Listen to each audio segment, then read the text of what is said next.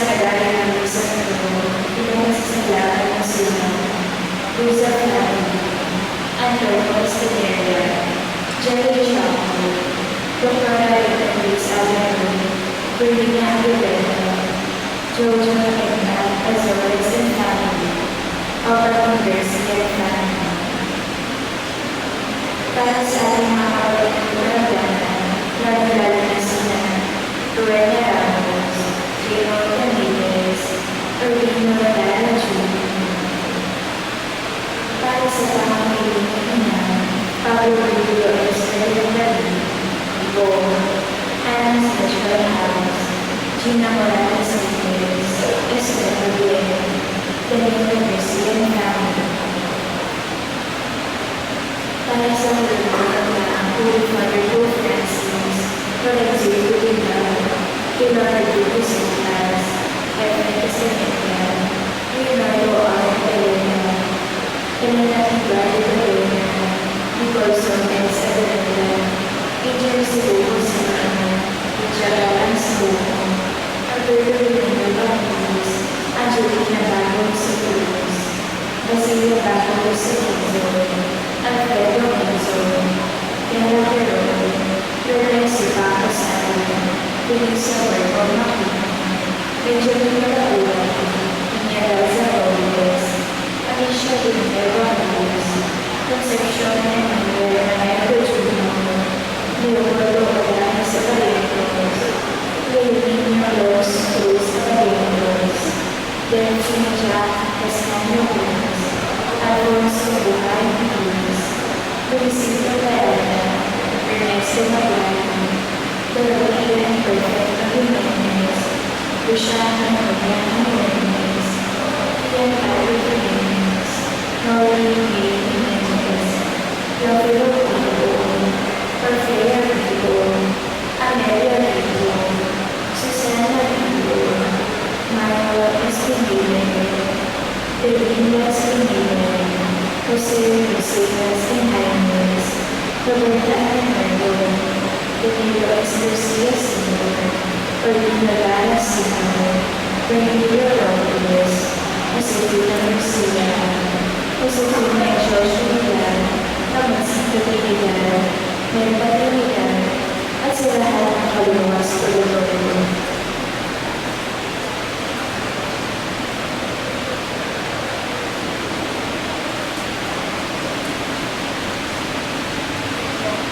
Magandang umaga po sa inyong lahat at kinagagalang bulan ng iyong pag-iisa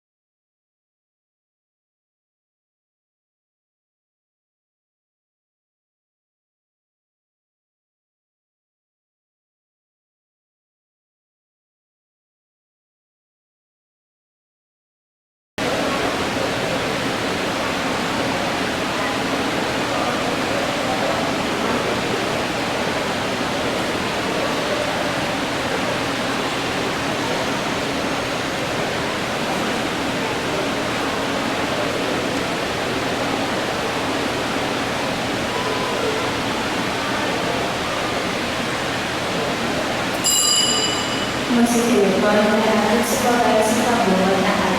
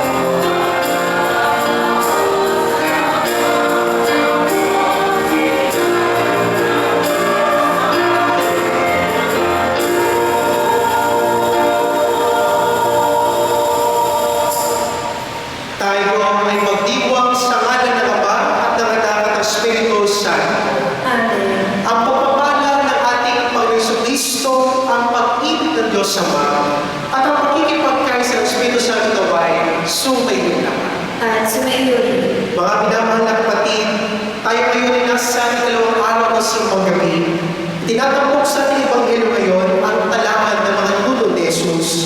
Ilan sa kanila ay may mahalagang papel sa kasaysayan ng ating kaligtasan. Subalit, karamihan din sa mga ito ay makasalanan. Inilarawan ng talang ito ang pagpasok ni Jesus sa kasaysayan ng tao. Siya ang urok ng kasaysayan ng Israel, ang Mesiyas silang hinihintay. Kay Jesus, naging ganap ang kahulugan ng kasaysayan ito. Mga kapatid, aminin natin ating mga kasalanan upang tayo maging marapat gumanap sa banal na pagdiriwang. Sinubok tagapagpagaling sa mga nagsisisi.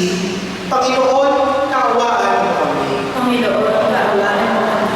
Dumating na tagapanyay mga makasalanay magsisi. Kristo, kaawaan mo kami. Kristo, kaawaan mo kami. Nakatulong ka sa kanan ng Diyos Ama para ipamagitan kami. Panginoon, kaawaan mo kami. Panginoon, kaawaan mo kami. Kaawaan tayo ng mga pagkirihang Diyos, patawarin tayo sa ating mga kasalanan, at patubayan tayo sa buhay na walang hanggan. Amen.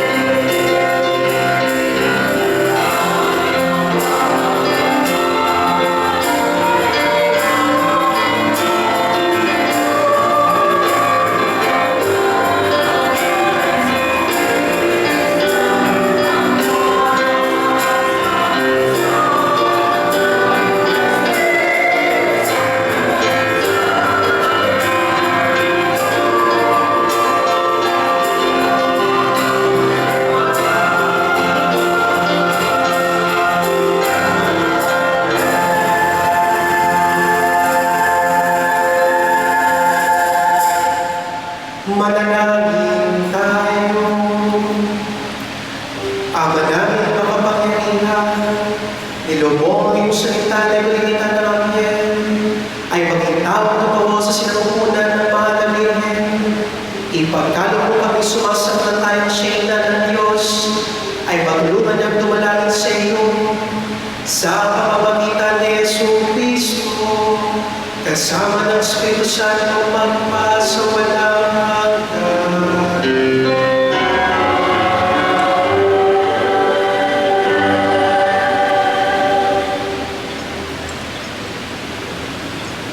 Pagbasa mula sa aklat ng Henesis. Noong mga araw na iyon, tinawag ni Jacob ang mga anak niya at kanyang sinabi, "Kayo mga anak, magsilapit sa akin. Ako ang inyong ama ay sumandaling tingin. Ikaw muna ay pagmumulihan, iyong mga anak ng ina mong mahal. Hawak mo sa leeg ang iyong kaaway. Lahat ng kapatid sa iyo'y gagana. Pagdamis na iyon ang iyong larawan. Huling nagkukupli matapos pumatay. Ang tulad ni Hulay Leo nahihimlang. Walang mamamahal sa lumapit sino man. Hawak niya ay sentrong tuon sa paanan, sa isag ng lakas at kapangyarihan. Ito'y tatilayin hanggang sa dumaga. Ang tunay na hari, ito'y magtatama. Ang salita ng Diyos. Salamat sa Diyos. Mabubuhay siyang marangal at sasagana kailanman. Mabubuhay siyang marangal at sasagana kailanman. Turuan mo yaong hanin ng mga tao ng katuwiran. Sa taglay mong katarungan, o Diyos siya'y bahaginan. Upang siya'y maging tapat, mamahala sa iyong bayan, at pati sa may hirap, maging tapat siya, una. Mabubuhay siyang marangal at sasagana kailanman. Ang lupain nawanay umulan at malagana. Maghari ang katarungan sa lupain itong bansa. Maging tapat itong hari sa paghatol sa mahirap. At ang mga taong walang walay pagkukulan ng paglinga. Mabubuhay siyang marangal at sasagana kailanman. Yaong buhay na matuwid sa kanyang kapanahunan. Madama ng bansa niya at umunlad habang buhay. Yaong kanyang kaharian ay palawak ng palawak. Mula sa ilog Eufrates sa daigdig ay kaharap. Mabubuhay siyang marangal at sasagana kailanman. Nawa yaong kanyang ngalan ay huwag nang malimutan. Manatiling laging bato na katulad nitong araw. Nawa siya ay pumili ng lahat ng mga bansa. At sa Diyos silang lahat, dumalangin.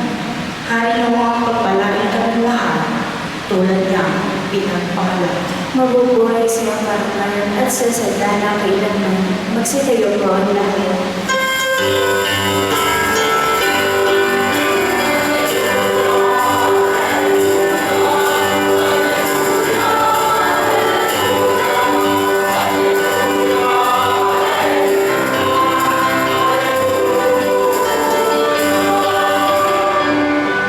Karunungan ng may kapal, tanay iyong pangasiwaan, halina't kami tuluan.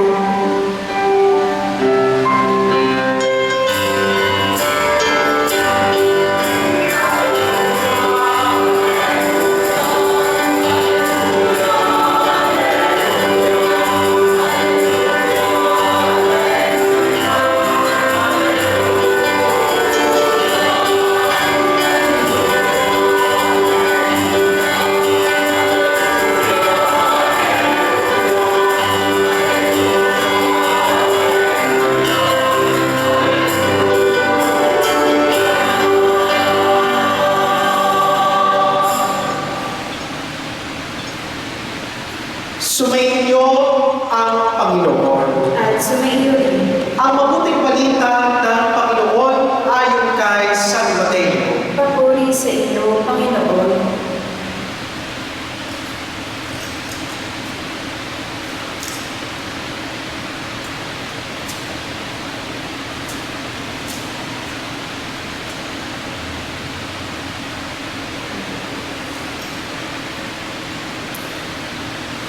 Ito ang lahi ni Jesucristo na mula sa angkan ni David, na mula naman sa lahi ni Abraham. Si Abraham ang ama ni Isaac, si Isaac ang ama ni Jacob na ama ni Juda, at ang kanyang mga kapatid.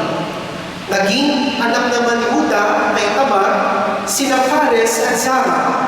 Si Fares ang ama ni Esrom, at si Esrom ang ama ni Aram. Si Aram ang ama ni Aminadab. Si Aminadab ang ama ni Naason, na ama naman ni Salmon. Naging anak ni Salmon kay Rahab si Boaz. At naging anak naman ni Boaz kay Ruth si Obed. Si Obed ang ama ni Jesse, na ama ni Haring David. Naging anak ni David si Solomon sa dating asawa ni Urias. Si Solomon naman ang ama ni Rehoboam. Si Rehoboam ang ama ni Abias, at si Abias ang ama ni Asa. Si Asa ang ama ni Josaphat, at si Josaphat ang ama ni Joram, na siya naman ama ni Uzias.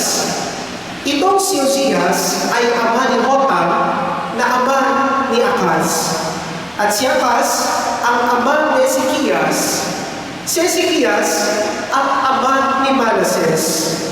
At si Manases ang ama ni Amos, na ama naman ni Josias. Si Josias, ang ama ni Jeconias, at ang kanyang mga kapatid. Panahon noon ng pagkakatapon ng mga Israelita sa Babylonia, matapos ang pagkakatapos sa Babylonia, naging anak ni Jeconias sa Salatiel na ama ni Zorobabel. Si Zorobabel ang ama ni Abiud na ama ni Eliakim. At si Eliakim ang ama ni Azor. Si Azor ang ama ni Sadok na ama ni Akim. Itong si Akim ang ama ni Eliud. Si Eliud ang ama ni Eleazar. Si Eleazar ang ama ni Matan na ama ni Jacob. At si Jacob ang ama ni Jose na asawa ni Maria. Si Maria naman ang ina ni Jesus na tinatawag kay Kristo. Sa mga tuwid, 14 ang salilahi mula kay Abraham hanggang kay David.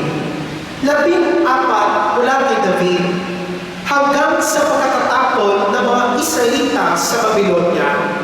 At 14 din mula sa pagkakatapon sa Babylonia hanggang kay Kristo.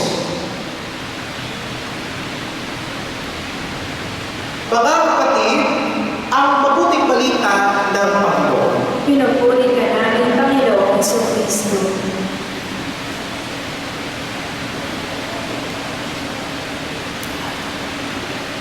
Mga minamahal na bayan ng Diyos, isang pinagpalang umaga po sa inyong lahat. Ang dami-dami ng tao sa parokya, pero wala pong tumutugon sa aking paanyaya ng magandang umaga po sa inyong lahat. Pwede po ba pakibati po ninyo ang mga tao sa paligid ninyo na isang pinagpalang umaga sa iyo? At kung mapapansin po ninyo na yung mata ng katabi ninyo na medyo kumukurang parang ilaw ng paslang parol, pwede niyo po bang pakitapin at pakigising na kaunti, sabihin mo sa kanya, bumising ka na, simbang gabi na.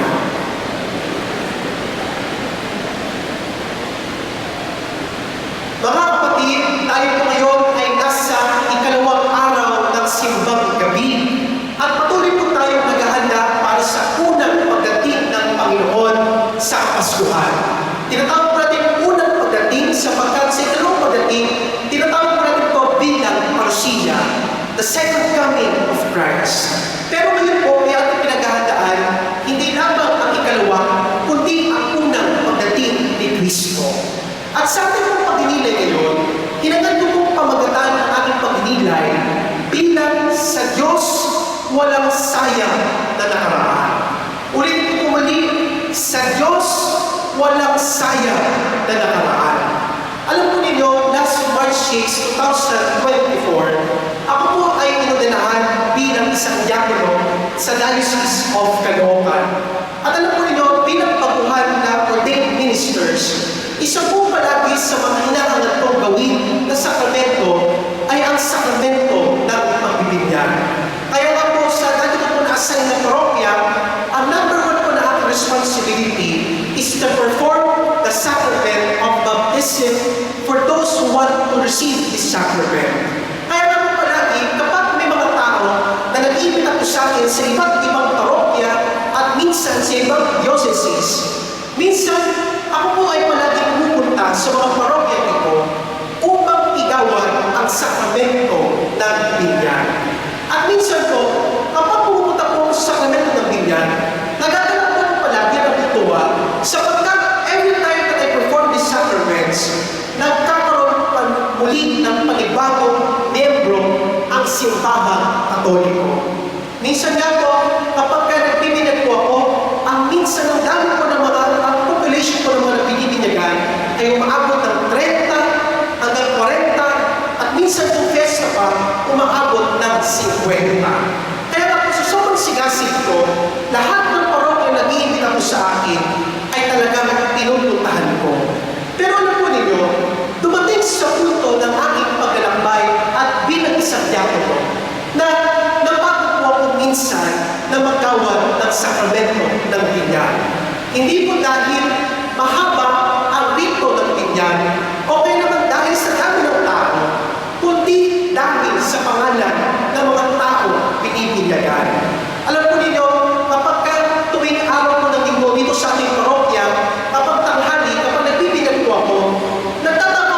minsan, kung saan pa nakuha ng mga magulang ang mga pangalan ng kanilang mga anak.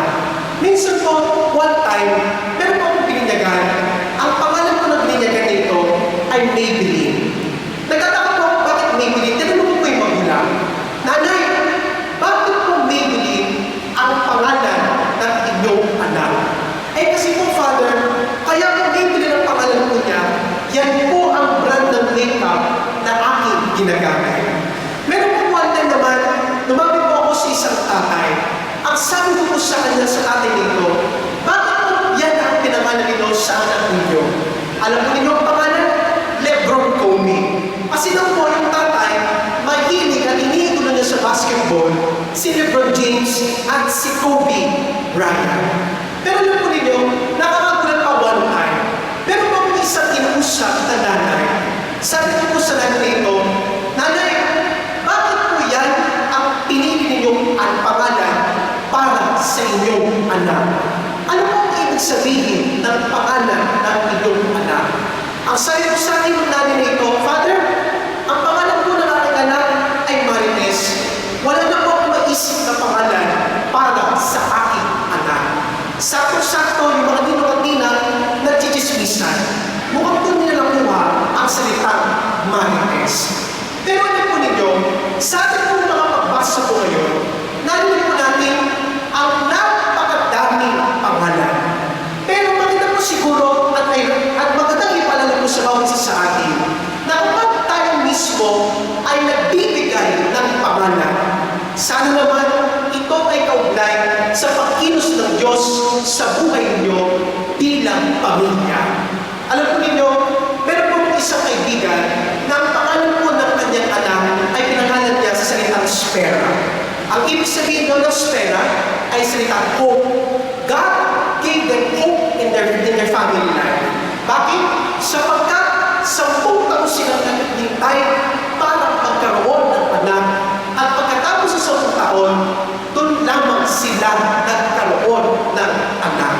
Kaya nga, ito mismo ay nagsimbolo ng pag-asa para sa kanila na ang Diyos daw ay kumikilos sa kanilang buhay sa mga pagkakataon na hindi mo inaasahan. Kaya kung palala ko sa inyo mga kapatid, be careful on giving names. Sapagkat ang pangalan ng tao ay dapat sagrado at banal.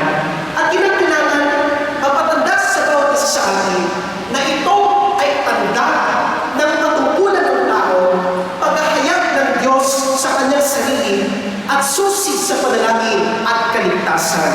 Ito ay hindi lamang basta label, kundi ikono ng persona na humihingi ng paggalang at hindi maaaring saktan o gamitin ng mali.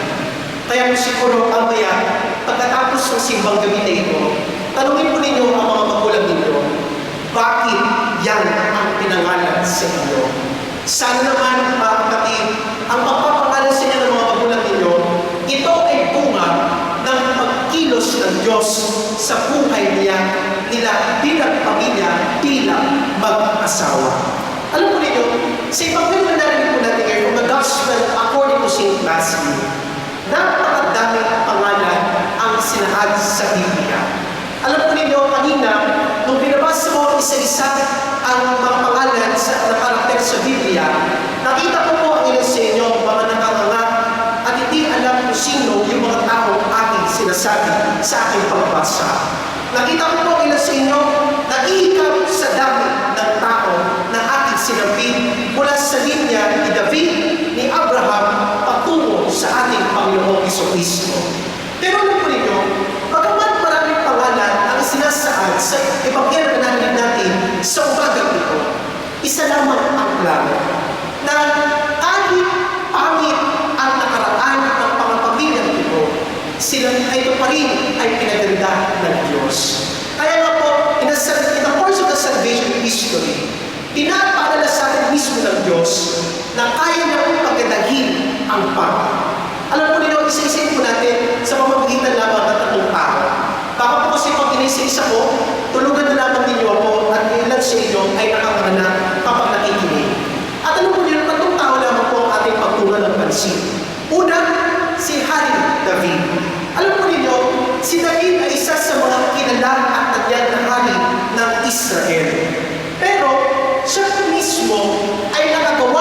kasalanan, and we call it as adultery. Bakit? Sapagkat si Bathsheba na kanyang ginustong makuha, ang asawa ni Urias, ay ginawa niya upang makuha niya si Bathsheba. Siya mismo ay sinubo niya si Urias sa isang gera upang mamatay kaagad si Urias at hindi niya maamin na siya ay nakikipag-gano niya kay Bathsheba. Kaya unang pa lang ng tao si Haring David, siya mismo ay nakagawa ng matinding kasalanan. Pangalawa naman sa pagkatao ni Solomon.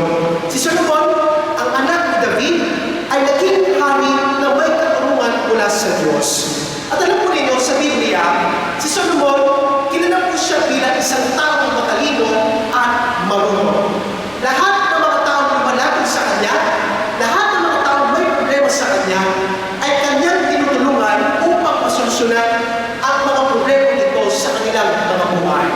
Pero alam po ninyo, kahit gaano katalino at karunong ito si Solomon, siya pa rin ay nagkaroon ng matinding kasalanan. Ano po ito? Siya mismo ay sumamba sa mga Diyos-Diyosan na pinakilala ng kanyang asawa. Bagamat pinakilala ng Diyos na siya ang tunay na Diyos, siya pa rin ay sumamba sa iba't ibang mga Diyos-Diyosan. Kaya na po, pangatlo naman, sa pagkatao mismo ni Jacob.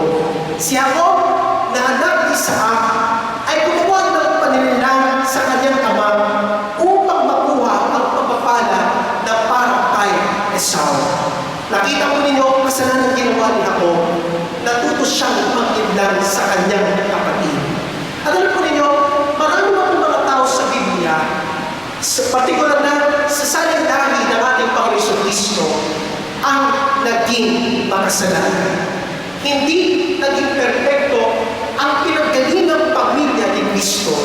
Pero ginawa mismo ng Diyos, kumilos ang Diyos mismo sa pamilya ito upang pagandahin ang kinabukasan ng pamilya ito sa pamamagitan ng pagkatao ni Kristo. At tayo mismo mga tao, mga kapatid na sumusunod kay Kristo, ito mismo ang palalapos sa atin na kahit may pangit na nangyayari sa ating mga buhay, kaya pagandahin ito ng Diyos. Kahit na maraming problema na dumarating sa inyong mga buhay, kaya solusyonan ito ng Diyos. Kahit na mukhang mahirap ayusin, kaya pagutihin ito ng Diyos. Kaya nga po pala po sa ating mga kapatid, na tayong lahat ay patuloy na magtiwala sa kakayanan ng Diyos sa ating mga buhay. Ito po ang unang pagpapaalala sa atin, na ang Diyos kaya nang pagandahin ang pinakapangit. Kung ang doktor nga kaya pagandahin ang pangit na mukha ng tao, ang Diyos din mismo ay kaya nang pagandahin at pabutihin ang nakaraan ng isang tao. Your past does not define who you are right now. Kung nanggaling ka man sa hindi maayos na pamilya, pwede pa rin maging maayos ang iyong kinabukasan. And I call it as wounded healer. Na kung saan, sana ang panawag nito sa atin, kung nanggaling ka man sa hindi maayos na pamilya, at kapag ikaw mismo ay nagkaroon ng sariling pamilya, huwag mo nang iparanas sa iba ang naranasan ng pangit sa sarili mong pamilya. Kung alam mo nanggaling ka sa isang broken families, be a wounded healer. Manatili kang inaayos ang pamilya mo at nanungkit sa sarili mo magiging pamilya. Alam po ninyo mga kapatid, ito po yung panawagan ko sa ating Ebanghelyo ayon kay San Mateo. Bagaman pangit ang pinanggalingan, pinagkagalitan ng Diyos. Bagaman masama ang pinanggalingan, minabuti ng Diyos. Bagaman mukhang hindi kaligtas-ligtas ang ginawa, nagbigay kaligtasan ang Diyos. Tandaan natin sa unang punto na dapat tayong mga tao, we become a wounded healer, especially for our own families. At pangalaw naman na magpapalala sa atin ng Ebanghelyo na kahit na gaano kapangit, kayang ayusin pa rin ng Diyos at ikaw mismo ay Kristo ng iyong buhay. Ano po ang ibig ko pong sabihin dito? Nakita ko ninyo ang salinlahi. Sa pinakamuling tugtog ng salinlahi ay napinakita ng Ebanghelyo ay si Kristo. Ibig sabihin ito, sa pamamagitan ng pagkatao ni Kristo, winakasan niya ang pangit na pangyayari sa buhay ng kanyang salinlahi. Sa buhay din po natin mga kapatid, ito rin pong palawagan po sa atin ngayon. Ikaw mismo ay maging Kristo ng iyong sariling pamilya.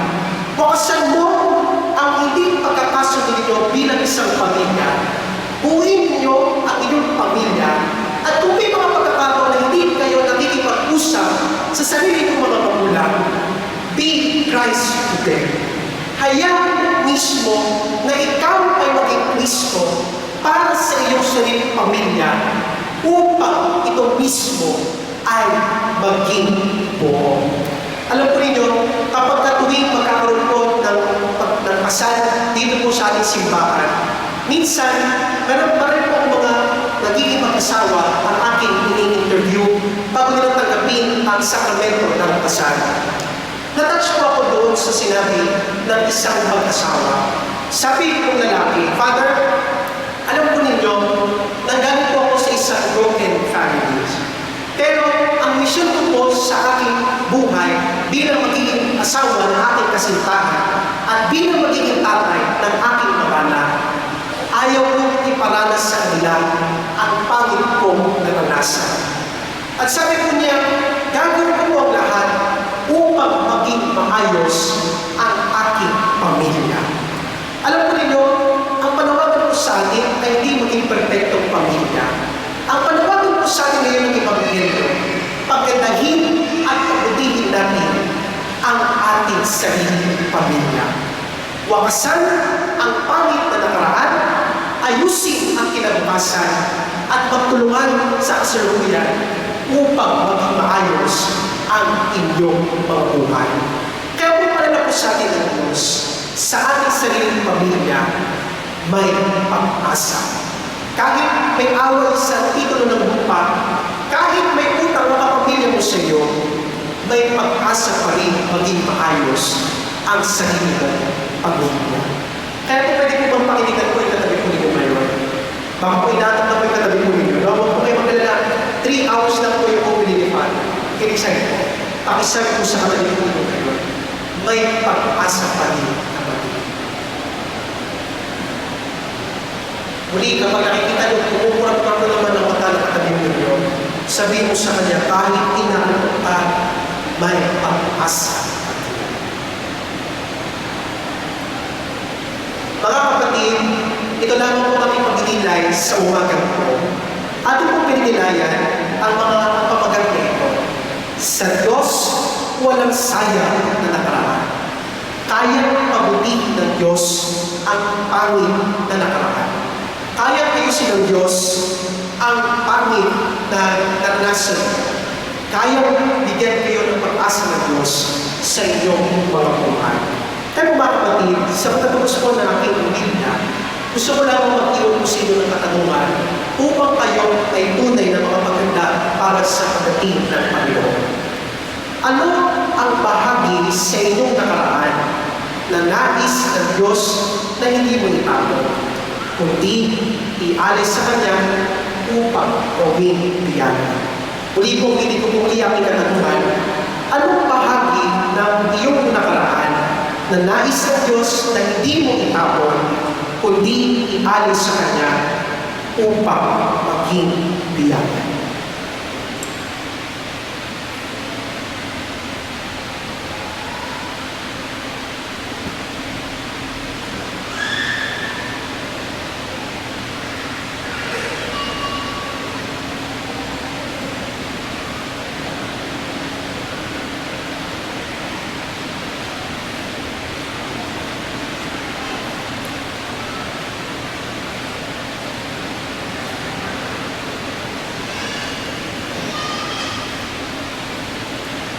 Humiling tayo sa ating Diyos Ama, mga kapatid ng pusong bukas sa Kanyang karunungan habang ating hinihintay ang pagdating ng Kanyang anak.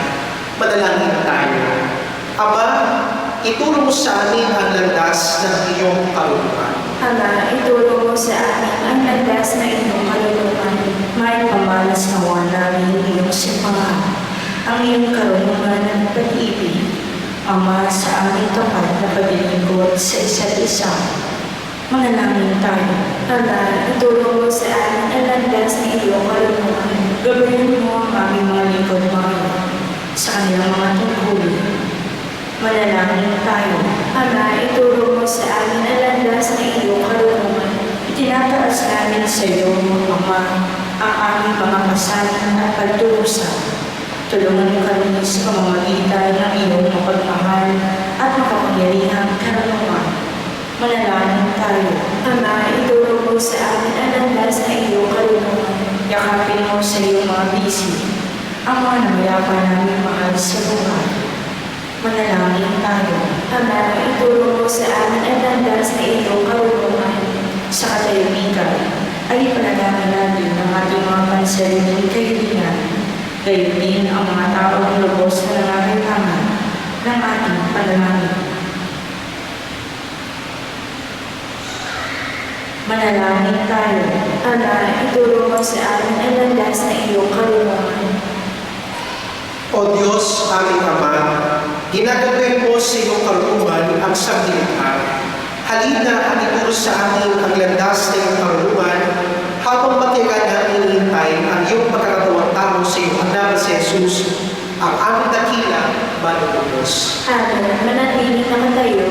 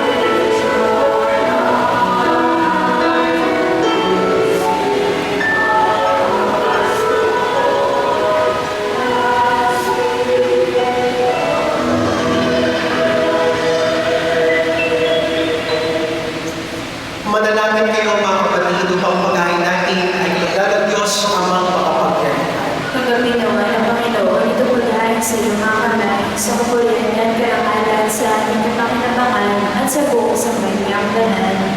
Ama namin lumikha, sa pagdala namin sa mga lumikha, iniinig namin ang aming paghahain ng panahon ng kapunan upang kami maging handog na kinulunod mo kailanman sa pamamagitan ni Yesu Cristo, kasama ng Espiritu Santo magpasawalang hanggan.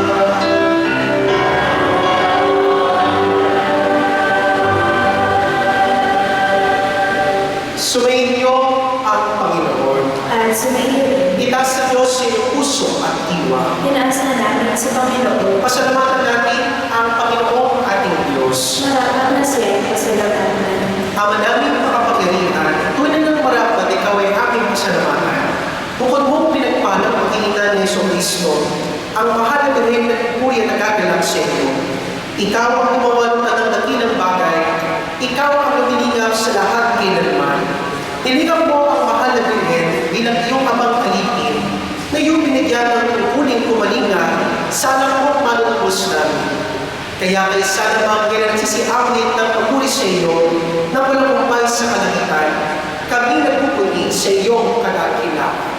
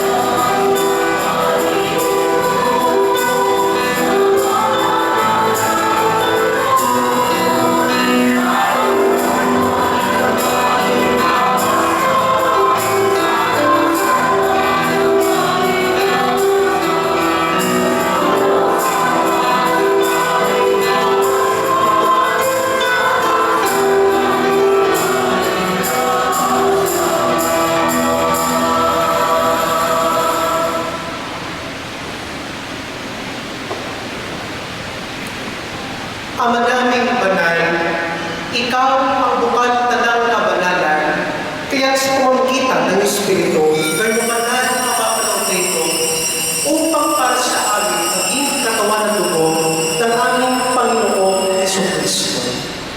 Bago niya pinagtiis ang pusang loob na maging handog, hinawakan niya ang tinapay, pinasalamatan kanya, pinagati-hati niya iyon, iniabot sa kanyang mga lagay at sinabi, tanggapin ninyo lahat ito at kanin.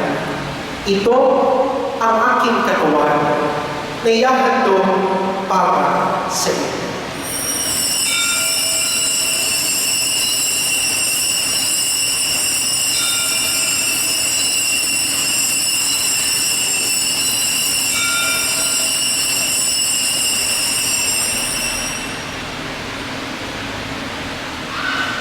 Gayon din naman, nung matapos ang hapunan, hinawakan niya ang kalis, muli kanyang pinasalamatan.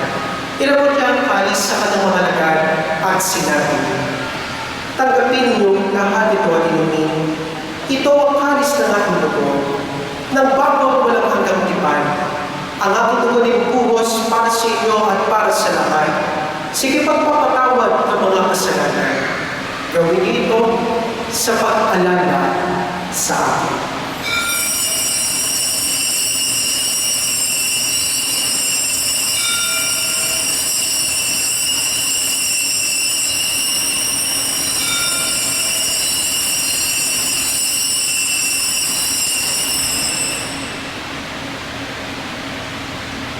Ipagpunyin natin ang misteryo ng pananampalataya.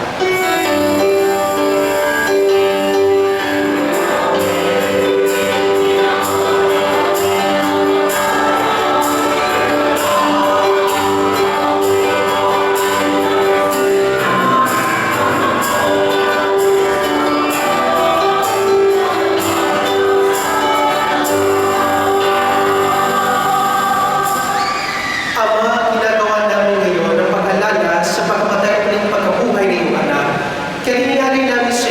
pamangkin namin na nagbibigay buhay at ang panis sa kakalog ng kaligtasan. Kami nagpapasalamat dahil kami yung minarapan at tumayo sa harap mo para maging konselo. Isinasama namin kayong sasalo-salo sa katawan ng ni Kristo ay mabuklod sa pagkakaisa sa pamamagitan ng Espiritu Santo. Ama, tingapin mo ang iyong simbahang nagagap sa buong daigdig. Puspusin mo kami sa pag-ibig. Kaysa niyo na aming Papa at ipapagalitan ng Obispo at ang tanang kaparian.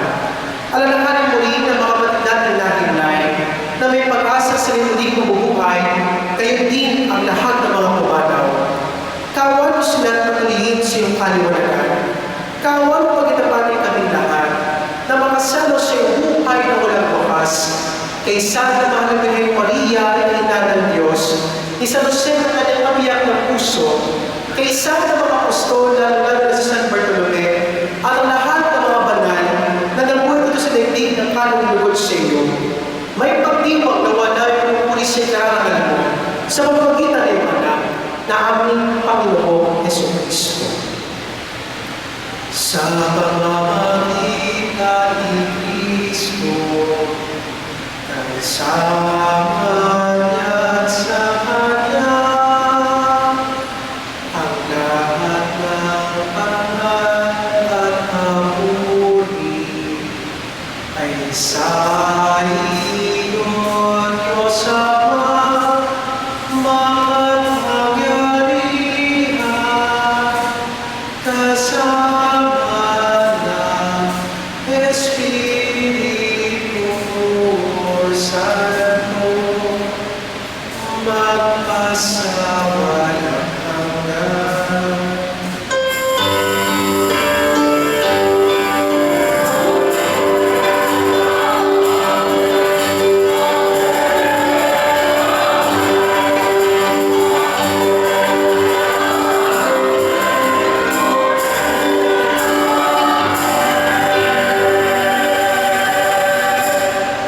Sa tagubilin ng malakakay na utos sa turo ni Jesus sa Panginoon natin at Diyos, ipayag natin at lakas mo.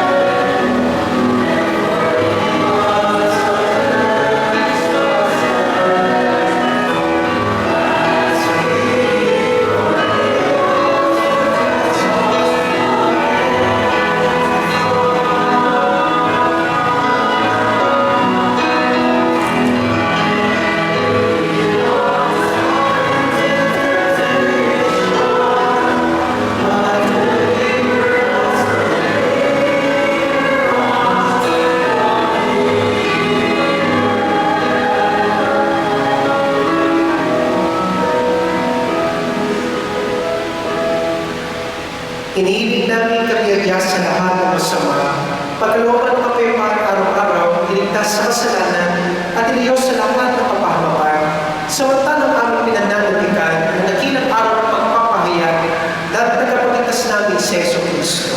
Sapagkat iyong kaharian at ang kapangyarihan at ang kapurihan magpakilanman. Amen. Panginoong Jesucristo, sinabi mo sa iyong mga apostol, kapayapaan ang iniwan ko sa inyo, ang aking kapayapaan ang binibigay ko sa inyo. Tungin mo ang aming pananampalataya at huwag ang aming pagkakasala. Pagkalooban mo kami ng kapayapaan at pagkakaisa, ayon sa iyong kalooban, kasama ng Espiritu Santo, magpat sa walang hanggan. Amen. Ang kapayapaan ng Panginoon ay laging sumainyo. At sumainyo. Magbigayan kayo ng kapayapaan sa isa't isa. Kapayapaan.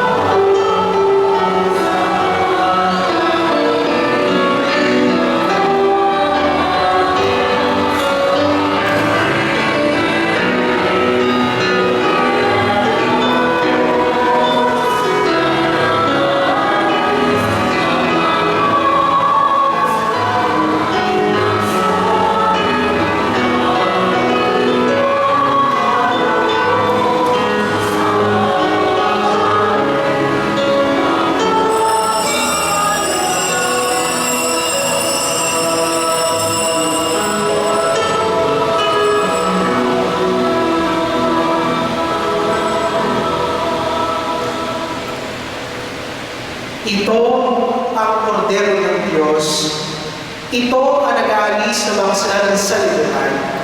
Mapalad ang mga inaaniyahan sa kanyang piging.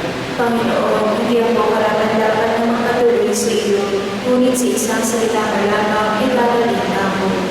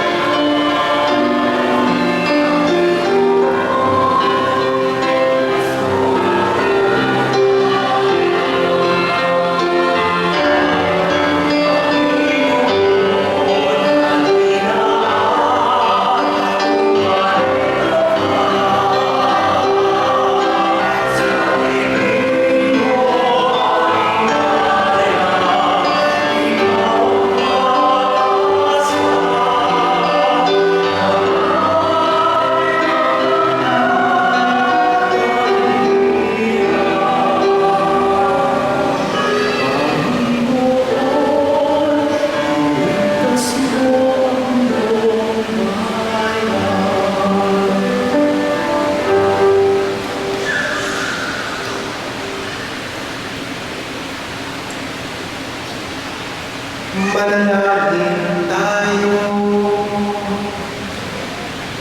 Ang namin ang pagmamahal sa aming pagsasalo sa banal na hari, lagi nawa namin madama ang iyong kagandahan mo, upang kami magkamit ng kaligtasan, pakundangan sa pagkatawang tao ng iyong anak, ngayong aming ginugitan na ng ina, sa pamagitan ni Yesu Cristo, kasama ng Espiritu Santo, magpasawalang hanggan.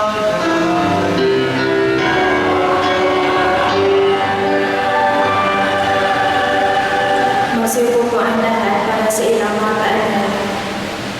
Tayo po ay magkakaroon ng second collection at ito ay para sa RNF Audio Sound System. Meron po tayong pinamimigay na sobre aling sa Pasko. Maaari ninyo itong imulog sa buslo o ibigay sa opisina ng parokya. Meron po tayong parol para kay San Bartolome na Mindayma, Jesus, liwanag na nagbibigay buhay, pag-asa ng mundo. Sa mga nagnanais mag-sponsor ng parol, makipag-ugnayan lamang sa parish office o sa labas ng simbahan. Ang Ministry on Youth Affairs ng San Bartolome Parish ay magkakaroon ng ika-30 Pasko Paski sa darating na December 22, 2025 na may tema, 3 dekadang pagbibigayan, kwento ng pag-ibig sa bawat kabataan. Dahil po dito, kami po ay hinihingi ng tulong tulad ng grocery bags, laruan, food bags at hygiene kits. Para sa inyong mga tulong donasyon, maaari po kayo pumunta sa Maywood sa may harap ng pintuan ng simbahan. Maraming salamat po sa mga naghandog ng aral ngayong ikalawang araw na simbang gabi. Sa ikatlong araw po ng ating simbang gabi, ang ating pang-iaaral ay spaghetti pasta and sauce. Para sa iba pang mga detalye, magsadya lamang sa opisina ng parokya o bisitahin ang ating Facebook page, Apostol sa Bartolome de Malabon. Maraming salamat po. Magsitayo po ang lahat. Sumainyo ang Panginoon. At sumainyo rin. Iupo din yung mga ulo para sa pamabasbas. Pagpalain nawa kayo ng Diyos na sa pagsilang na anak niya mula sa mahal na Birhen ay nagatid sa daigdig ng kapupusang walang hanggan. Amen. Pasilahin nawa kayo sa malasakit ng mahal na Birhen na siyang nagbigay sa inyo ng tagapaghatid ng buhay na walang hanggan. Amen. Puspusin naman ng kagalakan ng Espiritu Santo ang mga nagdiriwang sa pagpaparangan sa mahal na Birhen Maria upang sa iyong diwa, kayo ay sumapit sa kalangitan na siyang tahanan ng tanan, magpasawalang hanggan. Amen. At pagpalay nawa kayo ng butihin, pagpagmahal at makapangyarihang Diyos, ang Ama, Anak, at ang Espiritu Santo. Amen. Naialin natin ang pananayong Kristiya, humayo kayong taglay ng kapayapaan upang ang Panginoon ay mahalin at paglingkuran. Salamat sa Diyos.